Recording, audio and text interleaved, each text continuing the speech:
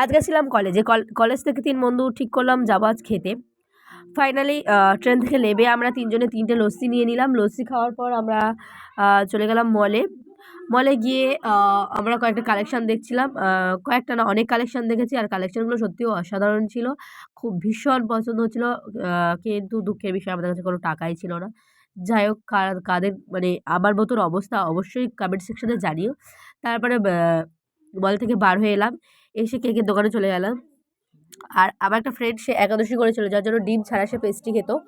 তো 3 জনের জন্য 3টে পেস্ট্রি দিয়ে নিলাম ফাইনালি। পেস্ট্রি দিয়ে দোকানের পেমেন্ট করে দোকান থেকে বার হয়ে আসছিলাম। সেই সময় আমার একটা ফ্রেন্ড হাসাচ্ছিল। যাই হোক, দেন আমরা চলে গেছিলাম মিষ্টি দোকানে। মিষ্টি দোকানে গিয়ে মিষ্টি ঝাল ঝাল সিঙ্গারা নিয়ে নিয়েছি। তো তারপরে আমরা ট্রেনে উঠলাম। উঠে আমরা বাড়ি যেতে থাকি। আর তোমরা আরও মিনি ব্লগের জন্য চ্যানেলটিকে সাবস্ক্রাইব করো। ওকে।